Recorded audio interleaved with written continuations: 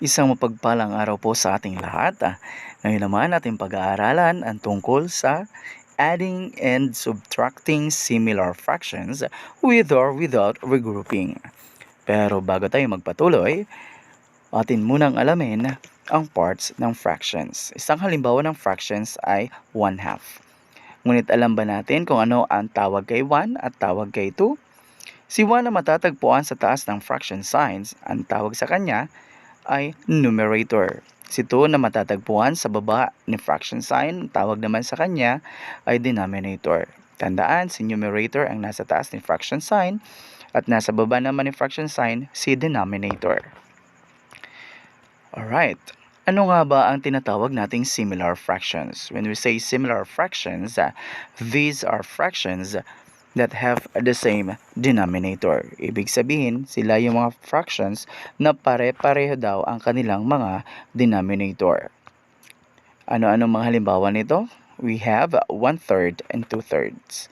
So, ibig sabihin, si 1/3 ay 2/3 ay similar dahil pareho ang kanilang denominator, which is 3. Another example, we have 4/5 and 2/5 na ang kanilang mga denominator ay parehong 5. Paano naman ang pag-add ng similar fractions? When we add similar fractions, una muna nating titingnan ang kanilang numerator. Sila yung mga nasa taas ni fraction sign. So, 2 and 3 ang kanilang numerator. Ang gagawin po natin sa kanila ay i-add po. Okay, so 2 plus 3, ang sagot po ay 5. Dahil pareho po ang kanilang denominator, wala pong ibang gagawin kundi kukopyahin lamang po. Copy the denominator, which is 7. So, 2/7 plus 3/7, we have 5/7. Another example, we have 4/10 plus 2/10. Kapag inad ba si 4/10 at 2/10, ano kaya ang magiging sagot? So, magpatuloy po tayo. 4/10 plus 2/10, again, una nating titingnan si numerator. So, 4/10 and 2/10, ang kanilang numerator ay 4 at 2. So, 4 plus 2 is equal to 6. Very good. Dahil pareho ang kanilang denominator, which is 10, ang gagawin lamang po ay kukopyahin. So, 4/10 plus 2/10 is equal to 6/10. But, si 6/10 na ba kaya ang tamang sagot? Para malaman natin, let us get the greatest common factor of 6 and 10. So, ano kaya ang dalawang number na kapag multiply natin ang sagot ay 6? Let us see. 1 and 6. Very good. Another example. Or another factor, we have 2 and 3. Yes. Ano naman ang factor ni 10? Dalawang number na kapag multiply ang sagot ay 10. We have 1 and 10. We also have 2 and 5. Ngayon, we have now the factor of 6, which are 1, 6, 2, and 3. At kay 10 naman, 1, 10, 2, and 5. Tingnan natin kung ano ang pareho sa kanila. We have 1 and 2. Dahil greatest common factor, ang hinahanap natin, sino ang alin ang mas malaki sa kanila? Si 2. Okay, kaya ang GCF natin is 2. Ngayon, ano naman ang gagawin natin sa GCF? Kapag nakuha na natin si GCF, doon sa sagot na 6/10, ang gagawin po natin ay pareho po natin silang i-divide ng 2. Kaya, 6 divided by 2 is equal to 3. And 10 divided by 2 is equal to 5. Kaya, si 6/10, dinivide natin ng 2, kaya nakuha natin is 3/5. So, ibig sabihin, si 3/5 ang pinaka tamang sagot dahil siya ang tinatawag nating lowest term ni 6/10. Dahil sa fractions, dapat ang sagot ay palaging nasa lowest terms. Okay, alam na natin kung paano mag-add. Ngayon naman, alamin natin kung paano ang pag-subtract ng similar fractions. Pag sinabing subtract, tayo po ay magma-minus. Alright, so we have 7/12 minus 3/12. Again, same lang po ang gagawin natin doon sa pag-add. Ang pinagkaiba lang is, kung nag-add tayo doon, nagdagdag, dito naman magbabawas po tayo.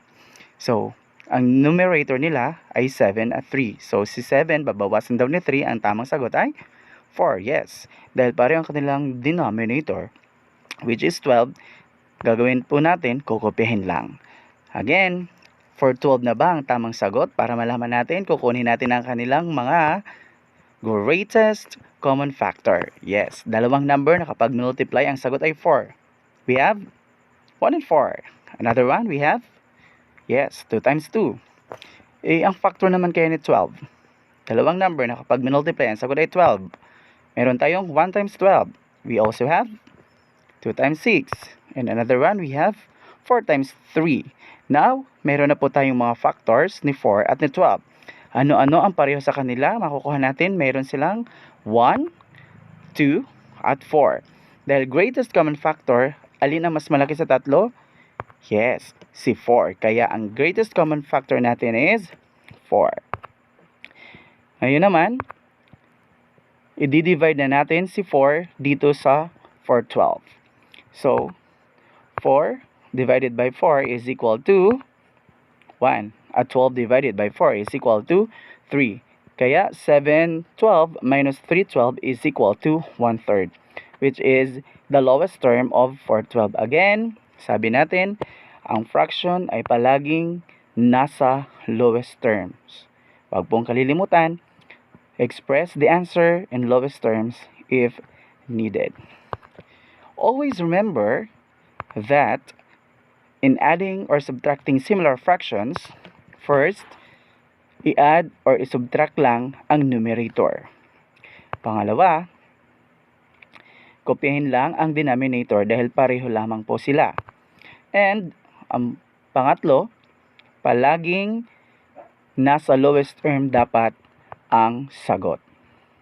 Alright, I guess ready na ang lahat. So, meron akong hinandang dalawang exercises para masagutan natin. Handa na ba? Okay, let's see. 1/9 plus 2/9. Again, pwede pong i-pause ang video para po makapag-solve po tayo ng maayos. 1, 2, 3, 4, 5. 1/9 plus 2/9 is equal to... What is your answer? And we have 1/3. Nakuha mo ba? Alright. Another exercise. We have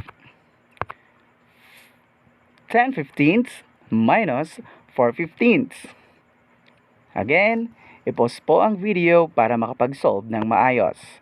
10/15 minus 4/15 is equal to 1, 2, 3, 4, 5. Time is up. The answer is, let us see, 2/5. Nakuha mo ba ang tamang sagot? Alright.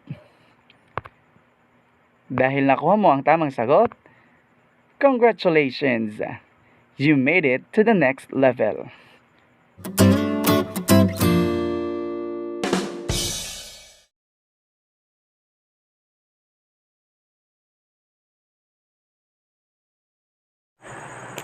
Hello and welcome back. Ngayon naman ang ating pag-aaralan ay tungkol sa adding and subtracting dissimilar fractions with or without regrouping. Noong nakaraan, napag-aralan natin ang pag-add at pag-subtract ng similar fractions. Ibig sabihin, pareho ang kanilang mga denominators. Ngayon naman, mag-a-add at magsusubtract ng dissimilar fractions. Ano nga ba ang tinatawag nating dissimilar fractions? When we say dissimilar fractions, these are fractions that have different denominators. So, ibig sabihin, magkakaiba po ang mga denominators ng bawat fractions. Ano-ano po ang mga halimbawa? We have 1/5 and 1/3. Kung mapapansin po natin, ang mga denominators nila ay magkaiba. Yung isa ay 5 at ang isa naman ay 3. Another example, we have 1/2 and 3/4. 2 and 4. So, ibig sabihin, magkaiba po. So, hindi magkakapareho. Kaya tinawag silang dissimilar fractions. Ngayon naman, paano naman ang pag-add ng dissimilar fractions? So, to add dissimilar fractions, I will give you an example. So, here, 2/4 plus 1/5. So, ang denominator nila ay 4 at 5. So, dissimilar sila kasi magkaiba. So, what will be the answer? So, to get the answer, the first thing to do is get the least common denominator or LCD through listing method. So, ano po ang ililista natin? Ano pong ang kukunin natin? So, denominator daw ni 2/4 at ni 1/5. So, ibig sabihin si 4 at si 5. So, listing. So, paano? Unahin natin si 4. So, 4 plus 4 is 8. 8 plus 4 is 12. 12 plus 4 is 16. 16 plus 4 is 20. At pwede po kayong magpatuloy sa paglilista. Alright? Next, sunod naman si 5. Listing naman tayo. 5 plus 5 is 10. 10 plus 5 is 15. Very good. We have also 15 plus 5 is 20. 20 plus 5 is 25. Very good. Ngayon, pwede po tayong magpatuloy. Alright? Ngayon, kung magpapatuloy po tayo, edi mahaba na. Okay, kapag mahaba na, titingnan na natin yung kanilang least common denominator. Ibig sabihin, pinakamaliit na pareho sa kanila. Dahil si 4 at si 5 ay parehong may 20, so sila ang ating gagawing least common denominator. Yes, si 20, siya ang gagawin nating least common denominator. Ibig sabihin, siya na ang bagong denominator. Hindi na 4 at hindi na 5. Bakit po ganon? Kasi, from dissimilar fractions, binago natin ang kanyang denominator through getting the least common denominator or LCD para gawin silang similar fractions at makapagpatuloy na tayo sa operation which is pag-add. Alright, so 2/4 plus 1/5. Ang kanilang bagong denominator now is 20. Okay, so anong gagawin natin naman sa 20? Si 20, unahin muna natin ang unang fraction which is 2/4. Si 20, i-divide natin naman kay 4. So 20 divided by 4 is equal to 5. Very good. Then 5 times 2, the answer is 10. Next, tapos na tayo sa first fraction. Sunod naman sa 1/5. So, 20 divided by 5 is equal to 4 times 1 is equal to 4. Very good. Dahil ang operation natin ay add, so, dahil daw sabi natin nung nakaraan, kapag similar fractions na, ang unang gagawin is i-add na si numerator. So, 10 plus 4 is equal to 14. Very good. And dahil pareho na ang kanilang denominator which is 20, ikokopya na po natin. So, 14/20ths. Now, si 14/20ths, siya na ba ang final answer? Again, ano nga ang pinaka-rule? Dapat daw, ang sagot ay palaging nasa lowest term. So, we need to simplify it. Okay? So, paano isi-simplify? Kukunin natin ang greatest common factor. Very good. Get the GCF of 14 and 20. Paano natin kukunin? Okay, dalawang number na kapag minultiply, ang sagot ay 14. We have 1 and 14. Very good. We also have 2 and 7. Next, sa 20 naman, we have 1 and 20. Very good. Another, 2 times 10. Yes, and we have 4 times 5. Okay. Dahil nakuha na po natin ang factor ni 14 at 20, ano po ang magkapareho sa kanila? We have 1 and 2 dahil greatest common factor. So, yung pinaka-mataas. So, ito ang pinaka-mataas or pinaka-malaki, kaya siya ang ating GCF. At siya naman ang i-divide natin sa sagot na 14/20ths. So, si 14/20ths, para yung i-divide po natin ng greatest common factor na 2 para makuha natin ang kanyang lowest terms. Okay, so 14 divided by 2 is equal to 7. Very good. And 20 divided by 2, the answer is 10. So, the simplified answer or the lowest terms is 7/10. Ganyan po ang pag-add. Ngayon naman, paano naman ang pag-subtract ng dissimilar fractions? Okay, same process lamang po tayo.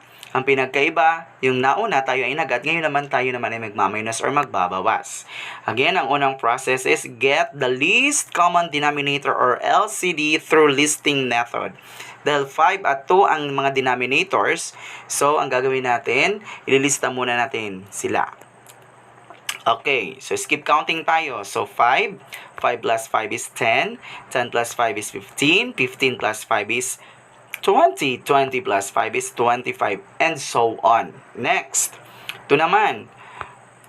2 plus 2 is 4, 4 plus 2 is 6, 6 plus 2 is 8, 8 plus 2 is 10. Okay, pwede pong ipagpatuloy. Alright. Ngayon, kung may makita kayong magkaparehong number sa 5 at sa 2, pwede na pong mag-stop. Okay, dahil 10, ang pinakamaliit sa kanila, pinaka-common na maliit na number, so 10 now is the LCD. So, ibig sabihin siya na ang bagong denominator. Hindi na 5 at 2. So, ibig sabihin, similar fractions na po sila. At pwede na po tayong magpatuloy sa pagmamainos. Alright. So, we have 8/5 minus 1/2.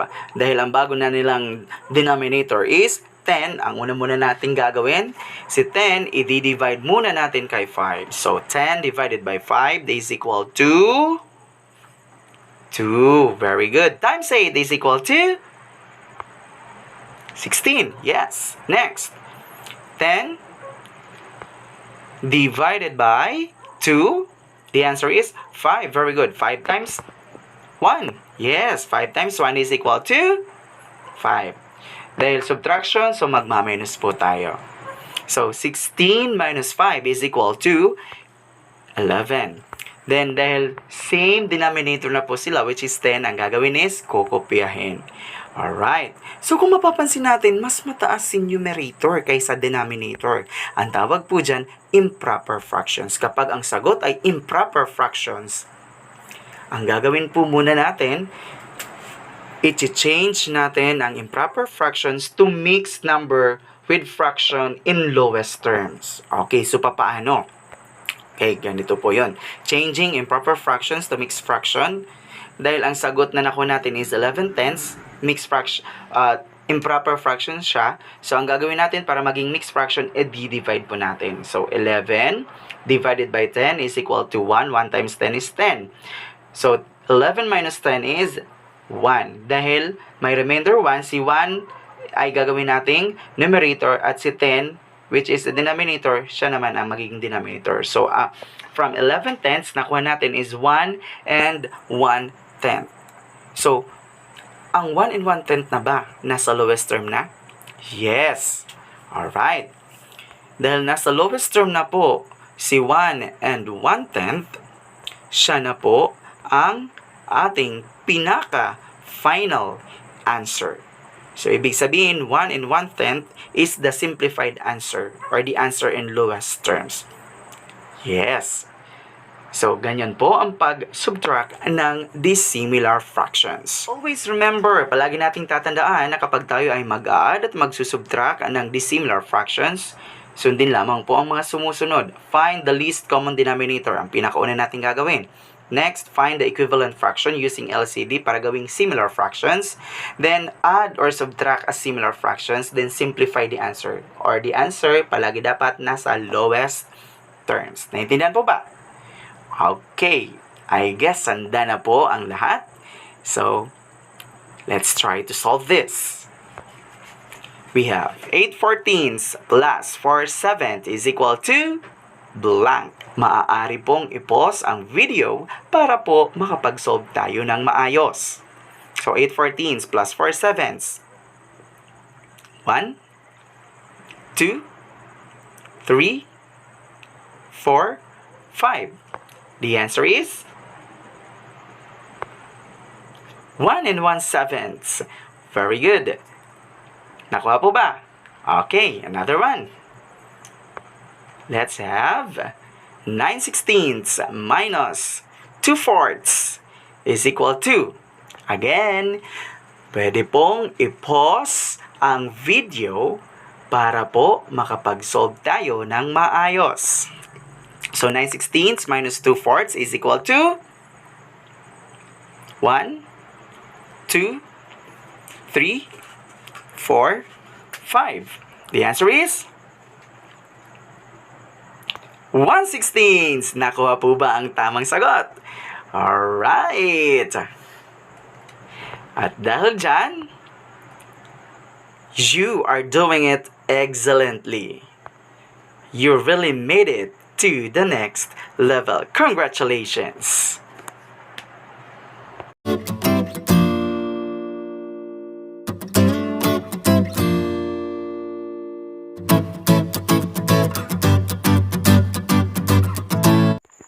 This time, let's have solving routine and non-routine problems involving addition and or subtraction of fractions using appropriate problem-solving strategies and tools.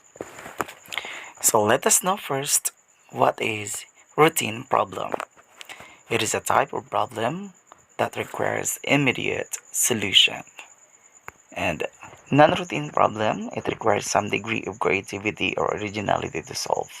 Oftentimes, these problems can be solved in multiple ways, like working backwards and writing an equation, just to name a few.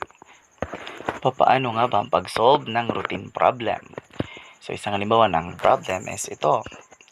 Aling Maria has 12 1/4 kilos of beef to sell. If she was able to sell 9 1/2 kilos of beef, how much meat was left to sell? Si Aling Maria daw ay mayroong 12 1/4 kilo ng karne ng baka para ibenta. Kung siya raw po ay nakapagbenta ng 9 1/2 kilos ng karne ng baka, ilan na lang pong kilo ang natira para ibenta niya? Okay, para malaman natin ang sagot, alamin muna natin kung ano ang what is asked. Para masagot ang what is asked, na makikita po natin siya sa katanungang how much meat was left to sell.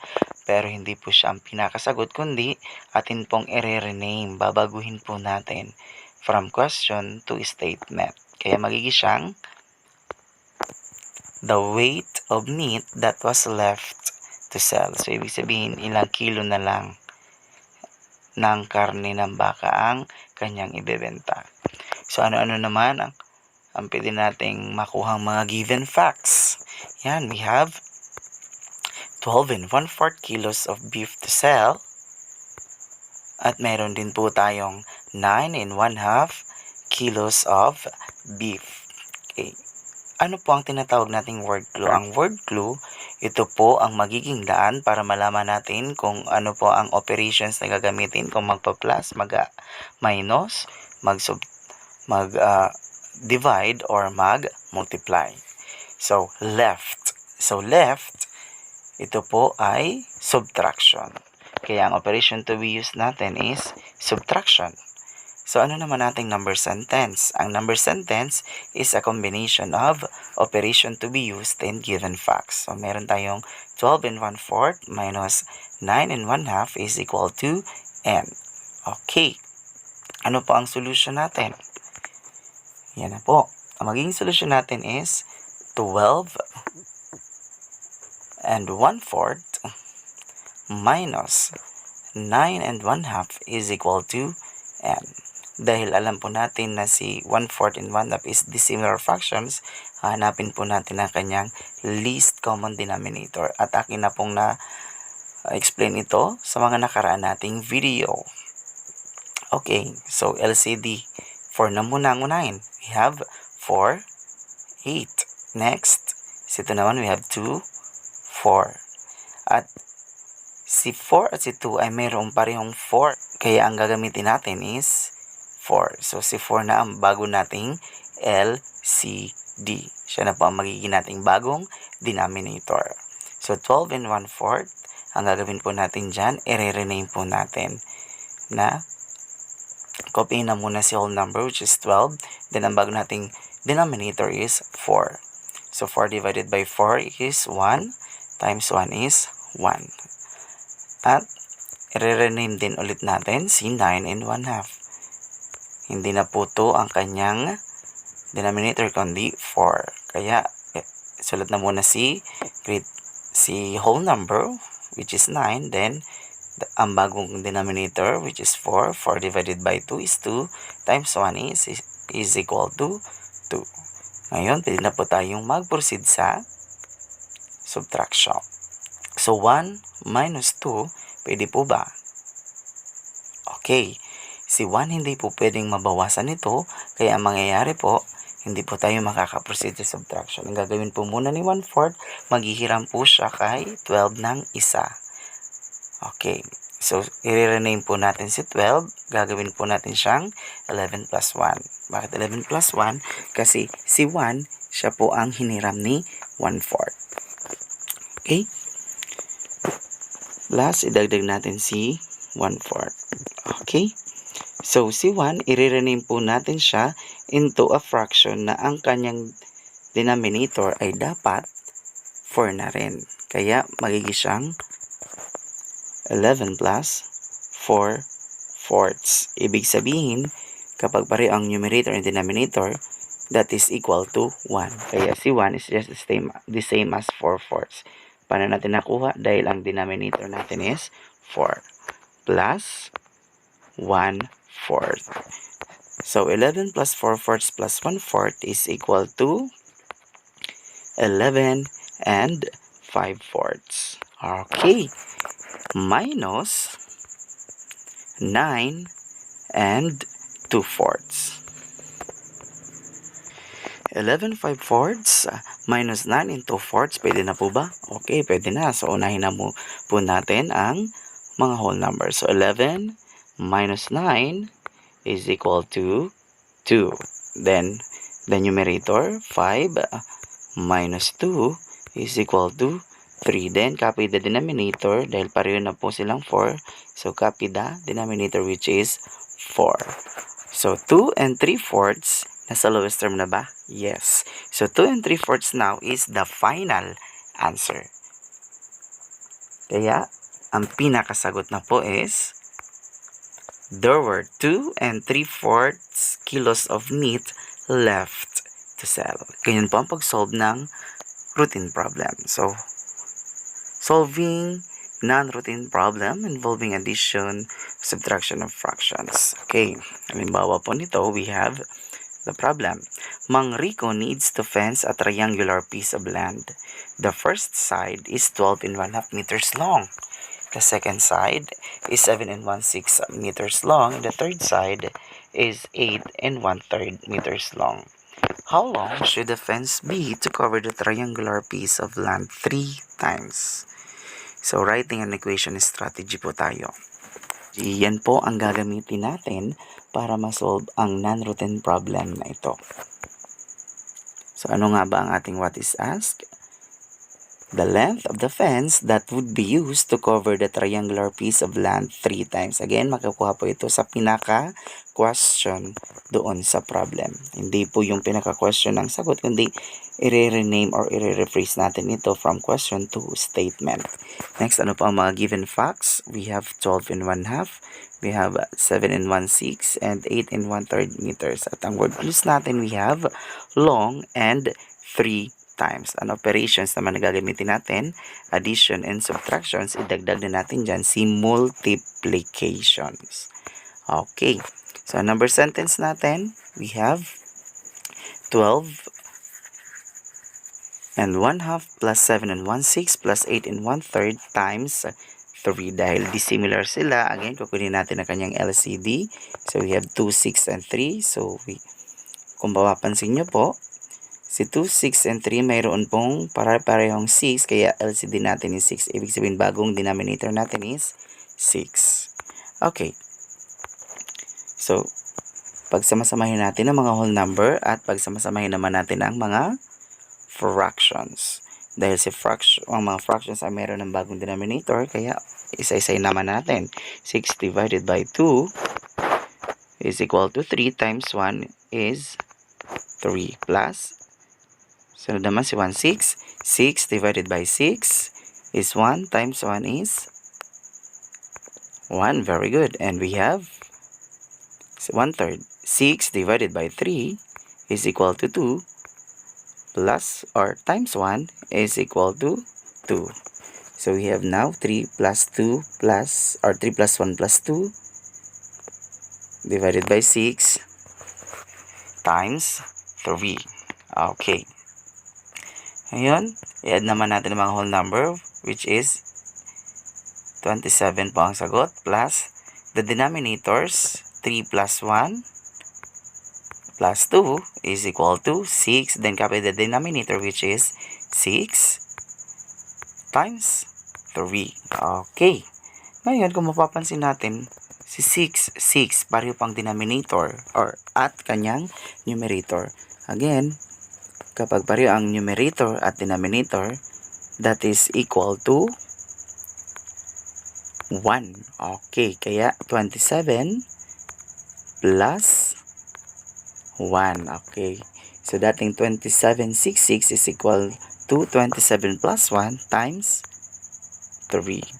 So 27 plus 1, this will give us 28 times 3. Okay, so 28 times 3 is equal to 84. At ang sagot na po natin is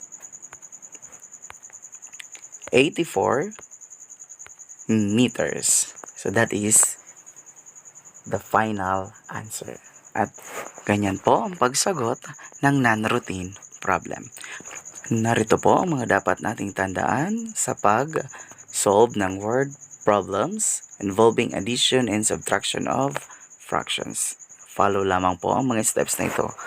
Read the problem carefully. Basahin mabuti ang bawat word problem at identify kung ano ang hinahanap or what is asked in the problem. Take note of the given data, mga facts, at i-identify ko ng word clue. Si word clue, siya ang magsasabi sa atin kung ano ang gagamitin nating operations. Then solve now the answer following the strategies in problem solving, at huwag kalilimutan i-simplify at lagyan ng label ang sagot. Congratulations! Ready ka na sa susunod na talakayan.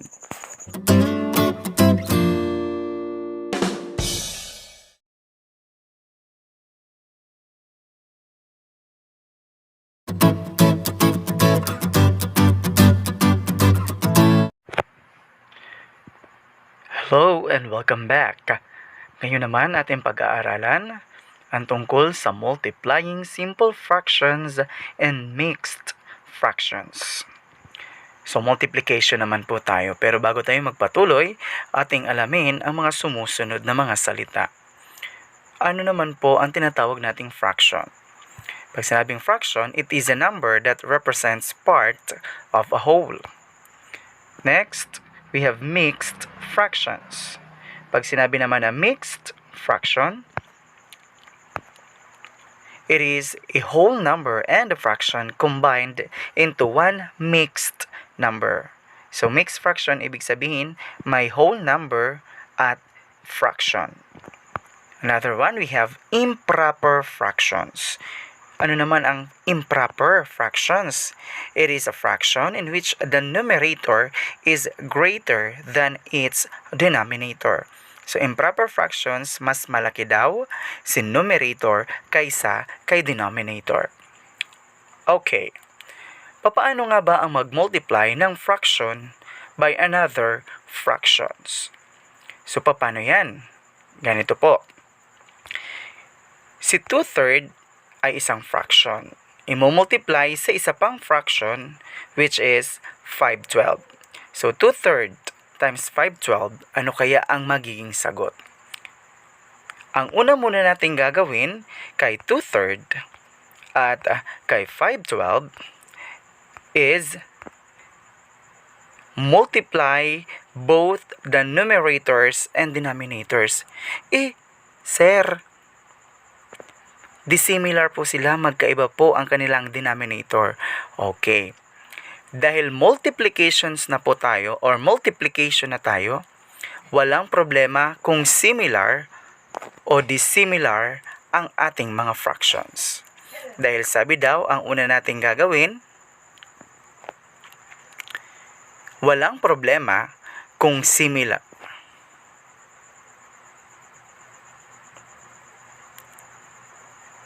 Walang problema kung similar o dissimilar ang ating fractions. Dahil, sabi nga, multiply both the numerators and denominators. So, si numerator, imo-multiply lang sa isang numerator at si denominator naman, imo-multiply naman sa isa pang denominator. Ganun lamang po ang ating gagawin. Kaya, si numerator natin is 2 and 5, kaya 2 times 5. And 3 and 12 ay mga denominator, kaya naman 3 times 12. Kaya 2 times 5 is equal to 10. And 3 times 12 is equal to 36. Si 36 na ba or si 36 na ba ang ating final answer? Para malaman natin, let us get the GCF of 10 and 36. Ibig sabihin, isi-simplify muna natin sila para makuha natin ang kanyang lowest term. Kaya, get the GCF of 10. So, pag sinabing GCF, greatest common factor, akin na po itong napaliwanag sa mga nauna nating video. Kukunin lang po ang dalawang number na kapag minultiply ang sagot ay 10. We have 1 and 10, and we also have 2 and 5. Kunin naman natin ang GCF ni 36. We have 1 and 36, yes. We also have 2 and 18, 4 and 9, and 6 times 6. Sa factors ni 10 at ni 36, kung mapapansin natin, meron silang parehong 1. Very good. At meron din silang parehong 2. Yes. Okay. Parehong 1 at parehong 2. Sabi daw, greatest common factor. Kaya, sino or alin ang mas malaki kay 1 at kay 2? Si 2. Kaya ang ating GCF is 2. Itong si GCF, i-divide na natin dito sa 10 at 36. Kaya 10, 36 divided by 2. So 10 divided by 2 is equal to 5. And 36 divided by 2 is equal to 18. Kaya si 518, siya na po ang ating pinaka-final answer. Ibig sabihin siya na po ay nasa lowest terms. O diba? Ganun lang kadali. That is multiplying fraction by another fractions. Para mas lalong maintindihan, let's have another one. Paano naman itong multiplication of mixed fractions? So, ibig sabihin pag sinabing mixed fraction, pinaghalong whole number at fraction. So, paano yan? Isang halimbawa ay si 8 times 2 and 1/4. Si 8 ay isang whole number, imomultiply sa 2 and 1/4. Si 2 and 1/4 ay tinatawag nating mixed fractions. Okay, malinaw na po ba? Okay. Yan po ang ating magiging halimbawa ngayon. Ano kaya ang magiging kasagutan kapag si 8 minultiply kay 2 and 1/4? Para makuha natin ang kasagutan sa 8 times 2 and 1/4, ang una muna natin gagawin is i-convert ang mixed number to improper fractions. So, alin dyan ang mixed number? Ang mixed number natin dyan ay si 2 and 1/4. Gagawin daw natin siyang improper fractions. Paano yun? Ganito. So, 2 and 1/4, para gawin natin siyang, or para magawa natin siyang improper fractions, madali lang naman po. Umpisa tayo kay denominator. Si 4, imomultiply sa whole number. So, 4 times 2 is equal to 8. Dahil ang nakuha natin is 8, ipa-plus naman siya sa ating numerator which is 1. 8 plus 1, ang sagot is 9. Dahil ang denominator natin is 4, kukopyahin lamang po natin. Kaya si 2 and 1/4 is just the same as 9/4. Nakuha ba? Okay. Then, imomultiply na natin siya kay 8. Kaya 8 and 9/4. So, paano yan, sir? May whole number at isang fraction. Madali lang. Kapag may whole number, imomultiply sa isang fraction, yung whole number is imomultiply lang daw sa numerator ng fractions. So, multiply the whole number to the numerator of a fraction. So, 8, imomultiply lang natin kay 9. So, 8 times 9 is equal to 72. Then, wag na pong imomultiply siya kay denominator. Dahil si denominator, ang gagawin lang po natin ay kokopyahin lang. So, 72/4. Okay, dahil ang sagot ay improper fractions, isi-simplify naman natin ang ating sagot. Ilan kayang 4 ang makukuha sa 72? Sige nga. Ilang 4 daw ang makukuha sa 72? Or simply 72 divided by 4 is equal to? The answer is 18. Very good. And 18 now is our final answer. Nakuha ba? Okay. So, I guess, kailangan pa ng isang halimbawa. So, meron pa ako niyan. We have 5 1/3 times 9/10. So, 5 1/3 ay isa namang mixed fraction. I-multiply sa isang fraction which is 9/10. Ano kaya ang magiging sagot? Again, dahil may mixed fractions, ang gagawin natin is si 5 1/3 na i-multiply kay 9/10 dahil si 5 1/3 ay isang mixed number or mixed fraction, i-convert naman natin siya into improper fractions. Kagaya ng nauna, si 5 1/3 ay gagawin nating improper fractions. Madali lang. Si 3, i-multiply lang kay 5. Ang sagot ay 15 plus 1. Ang sagot ay 16. Very good. At kukupihin lang natin ang ating denominator which is 3. Kaya si 5 1/3 ay naging 16/3. And i-multiply na natin siya sa ating fraction na 9/10. Ang sunod pong gagawin is multiply now both numerators and denominators. I-multiply na natin si 16 kay 9 at si 3 naman kay 10. So 16 times 9 is equal to 144. At si denominator naman na 3 and 10 ay i-multiply na din natin. So 3 times 10, the answer is 30. Dahil improper naman ang sagot, again, ilan kayang 30 ang makukuha natin sa 144? Ang tawag dyan, simplifying the answer. 144 divided by 30, ang makukuha natin dyan is 4 4/5. Si 4 4/5 expressed na po siya into lowest term. Kaya si 4 4/5, siya na po ang ating pinaka-final answer. Naintindihan na ba? Okay, para mas lalo pang maintindihan, to multiply fractions by another fractions, multiply the numerators, multiply the denominators, and simplify the answers. Pagdating naman kay multiplying mixed fractions by another mixed fractions or by fractions, ang gagawin lamang po, convert the mixed fraction into improper fraction muna. Then, proceed to multiplication. I-multiply na si numerator at i-multiply na si denominator. Then, huwag kalimutan na i-simplify ang answer. Alright. Handa na ba sa aking ibibigay na quiz? Let's start the ball rolling. Answer this one. 2 2/3 times 1/3. Para makasolve ng maayos, maaari pong i-pause ang video. So 2 2/3 times 1/3. 1, 2, 3, 4, 5. Time is up. The answer is, we have 8/9. Did you get the answer?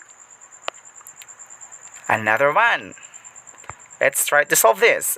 1/2 times 10 1/3.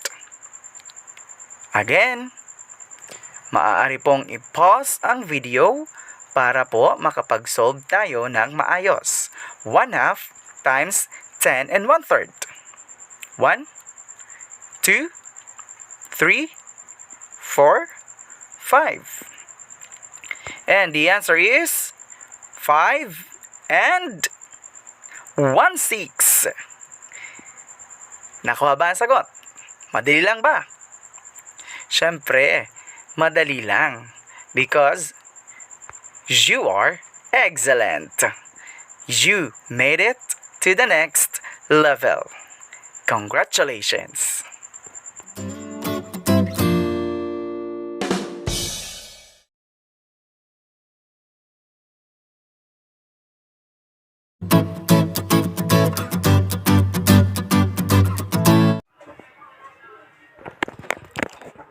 Hello and welcome back. This time, let's have reciprocal. Ano nga ba ang tinatawag nating reciprocal? It is a number or quantity that is related to another by the fact that when multiplied together, the product is 1. Sa ibang katawagan, siya si multiplicative inverse.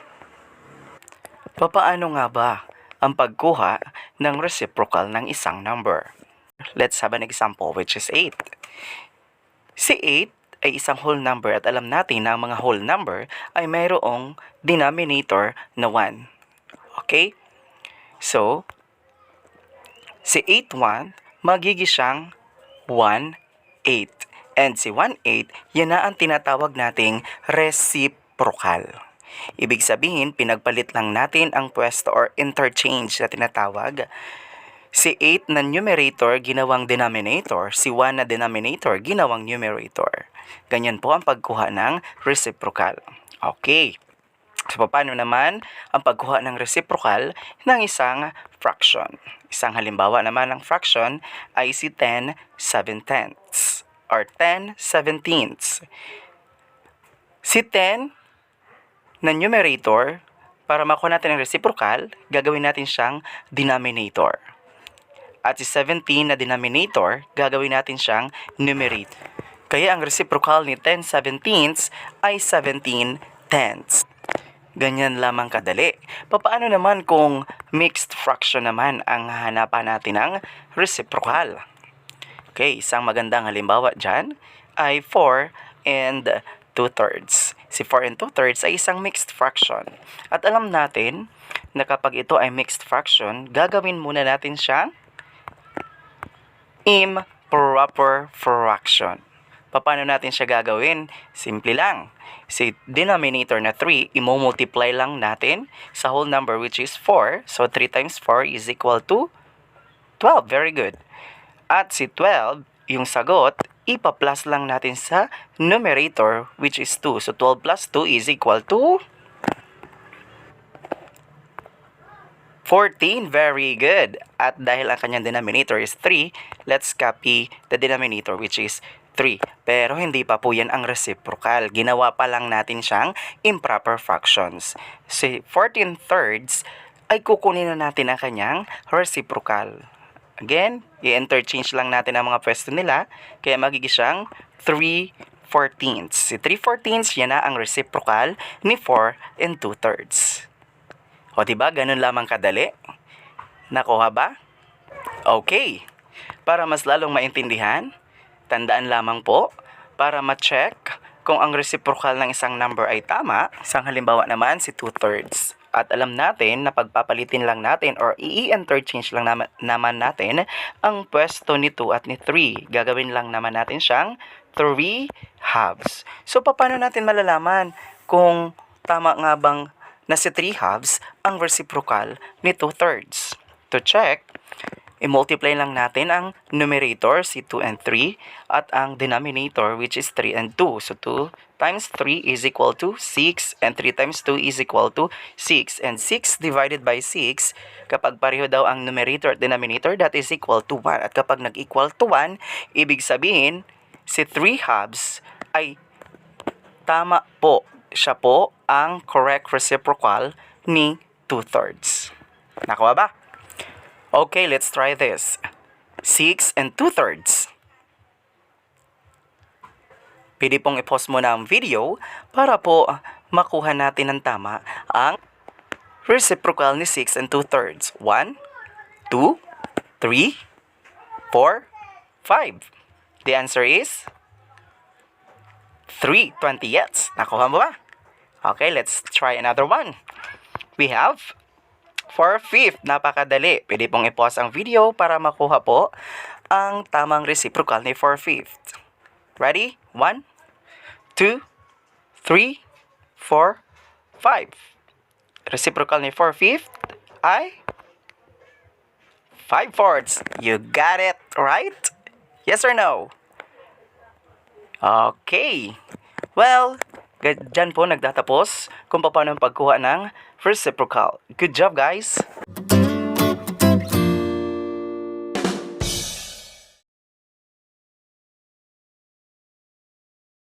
Hello and welcome back.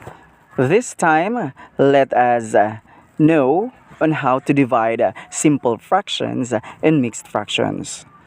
Pag-aaralan po natin kung paano ang pag-divide ng fractions. So, before we proceed, let us know first the different words that we will encounter as we go along with the topic. So, we have reciprocal. When we say reciprocal, it is the number or quantity that is related to another by the fact that when multiplied together, the product is 1. Ibig sabihin, multiplicative inverse kabaliktaran lamang po ng fraction. Say for example, we have 1/2, ang kabaliktaran niya po ay 2/1. Then we have dividend, the number to be divided. Ibig sabihin, siya po ang ating hahatiin. And that divisor, the number that divides the dividend, or siya po ang magiging tagahati. Okay, dividing whole number by simple fractions. Isang magandang halimbawa, we have 8 divided by 2/3. Si 8 ay si dividend at si 2/3 ay si divisor. Bago tayo makapagpatuloy, we need to reciprocate the divisor, which is 2/3. At si 2/3, ang kanya pong kabaligtaran is 3/2. Then, the multiplication sign ay siya pong magiging kapalit ni division sign. Yes, ipagpapalit po natin si division sign, gagawin po natin siyang multiplication. Then, copy the whole number, which is 8. Then, proceed to multiplication. 8 times 3, the answer is 24. Then, copy the denominator, which is 2. And 24 divided by 2, let us simplify. The answer is 12. And 12 is the answer when you multiply 8 by 2/3. Another one, let's have dividing a simple fraction by simple fractions. Let's have an example. 3/5 divided by 1/4. 3/5 is the dividend and 1/4 is the divisor. Again, before we proceed, let us reciprocate the divisor, which is 1/4. 1/4 will become 4/1. Then, the division sign, pagpapalitin po natin, gagawin po natin siyang multiplication. Then, the dividend, 3/5, ikakopy lang po natin. Then, proceed to multiplication. 3 times 4, the answer is 12. And 5 times 1, the answer is 5. Then, simplify 12/5.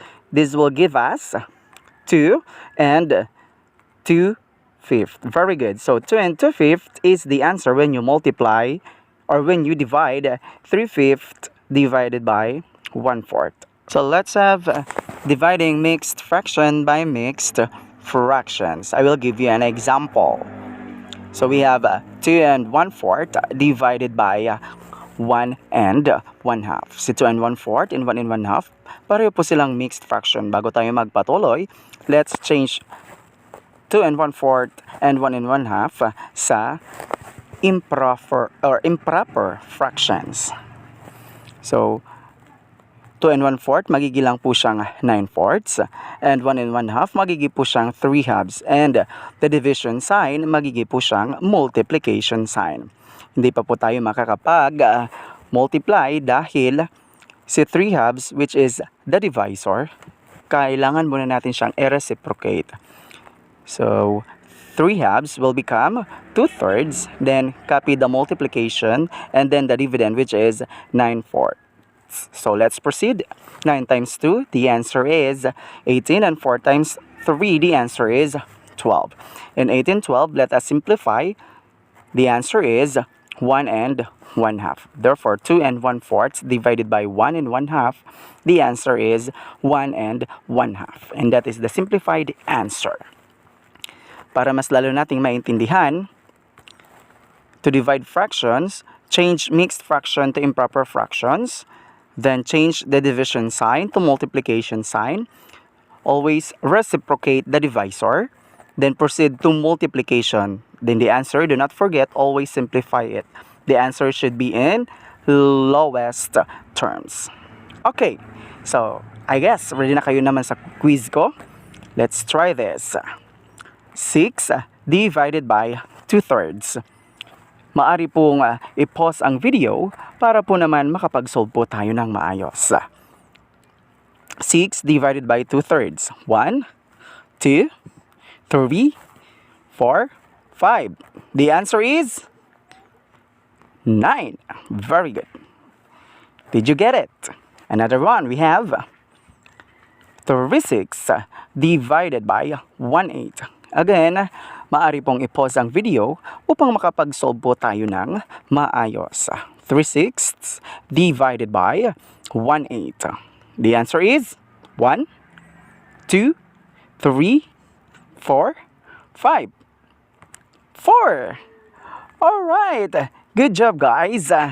You are now ready again sa ating susunod na topic.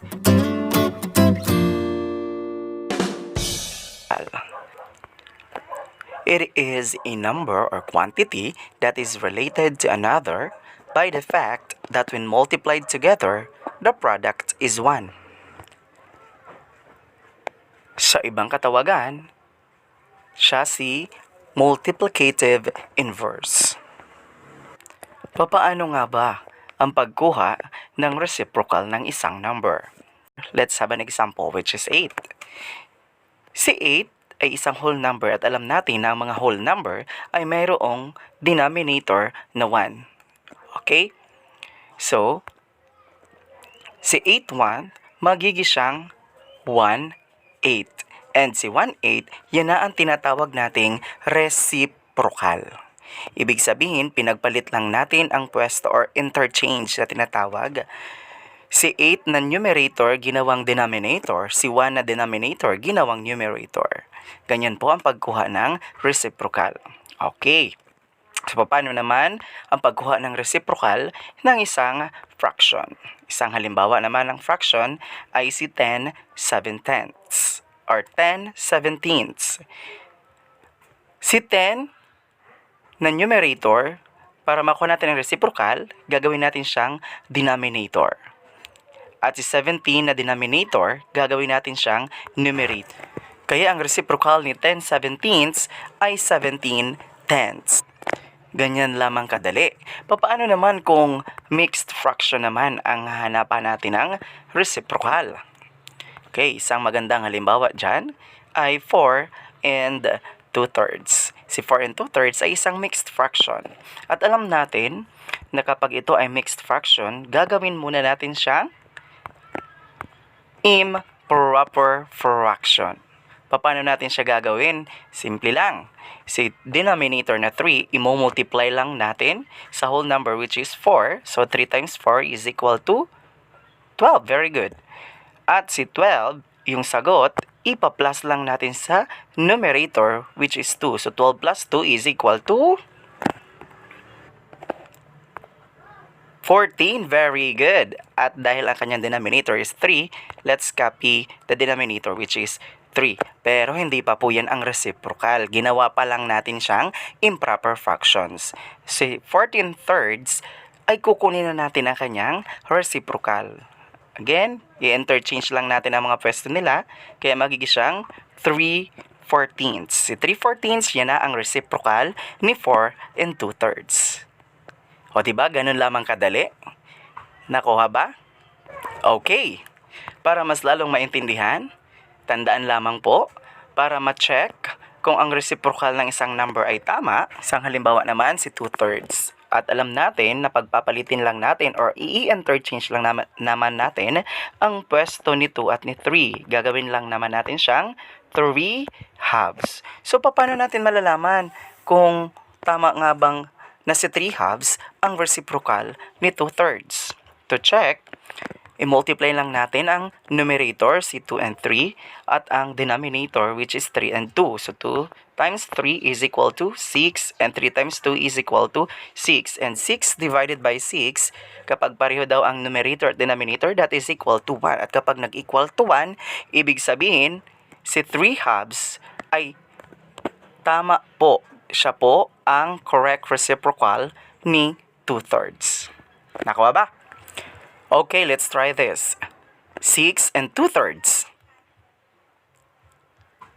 Pwede pong i-pause muna ang video para po makuha natin ng tama ang reciprocal ni 6 and 2/3. 1, 2, 3, 4, 5.